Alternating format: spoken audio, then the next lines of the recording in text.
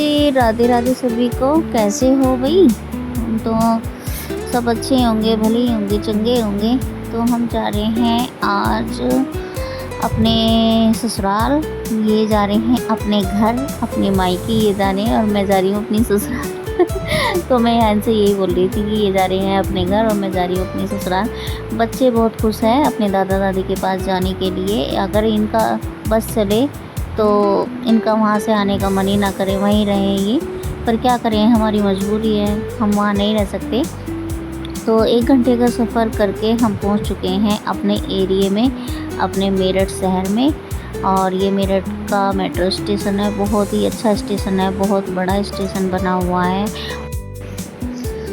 और बहुत ज़्यादा साफ़ सफाई भी है अभी तक तो यहाँ पे, आगे का तो पता नहीं। और ये पूरा इसका तो 1-1.5 घंटा हो गया पूरा, पता नहीं थकती भी नहीं है, बच्चे थकते ही नहीं है। और हमें ना सफ़र करने में ही अब मैं ऐसी हो जाऊँगी घर जाते जाते कि जैसे मैंने कितना काम किया हुआ है, मतलब पूरा शरीर दुखने लगेगा सफ़र से ही। और बच्चे तो इतना एक्टिव रहते हैं बहुत ज़्यादा।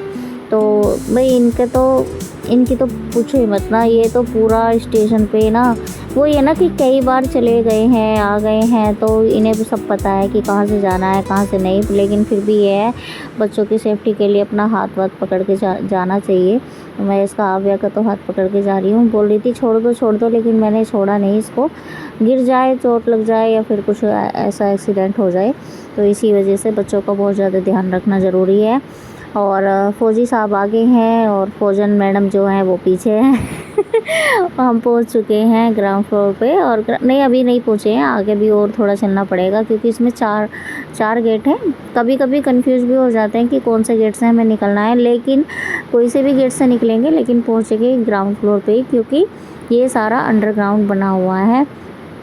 सबसे ज़्यादा मुझे ऐसा लगता है, जितने भी अभी तक मैंने स्टेशन देखे हैं, दिल्ली के भी देखे हैं, गाज़ियाबाद के भी देख लिए हैं, तो सबसे ज़्यादा पैसा जो शायद लगा हुआ है यहीं पे है मेरठ में। और हम पहुंच चुके हैं बाहर।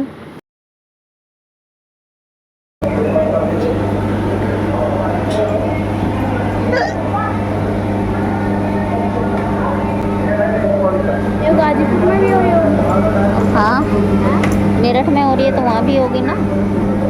ये देखिए मेरठ की बारिश।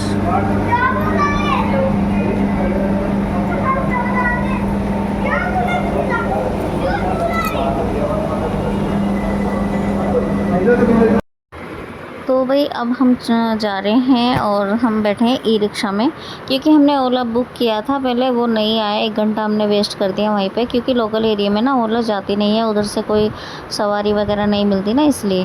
तो हम फिर ई रिक्शा पकड़ा है और वहाँ से हम सीधा अब जा रहे हैं।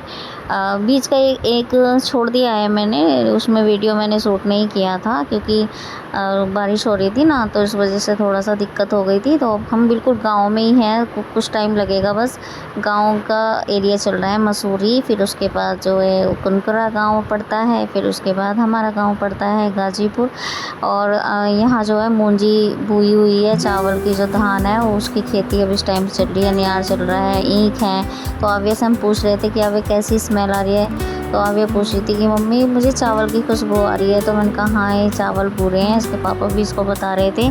तो फ्रेंड देखिए कितनी हरियाली है, कितना अच्छा लग रहा है। वही सफ़र इसलिए किया है क्योंकि गाने बज रहे हैं। मेरे बेटे का तो बचपन ज़्यादा गांव में ही बीता है, 5 साल वो गांव में रहा है। और आविया तो शुरू से ही बेचारी अपना वहीं रही है, क्योंकि मुझे थोड़ी प्रॉब्लम हो गई थी जिसका ट्रीटमेंट मेरा दिल्ली से ही चला था, तो फिर मुझे वहाँ आना पड़ा। फिर बेटे का भी एडमिशन बाहर ही कराया, इसी वजह से अब हम बाहर रहते हैं। तो गांव से दूर रहते हैं, लेकिन गांव को हम बहुत मिस करते हैं। बच्चे तो बहुत ही ज़्यादा मिस करते हैं। और ज़्यादातर सभी लोग जो गांव से बाहर रहते हैं ना, उनसे पूछ के देखो कि गांव की अहमियत उनकी नज़रों में क्या है और कैसा लगता है उन्हें बाहर रहना, कैसे उन्हें अपने परिवार की याद आती है। तो आज का व्लॉग कैसा लगा प्लीज़ कमेंट करना।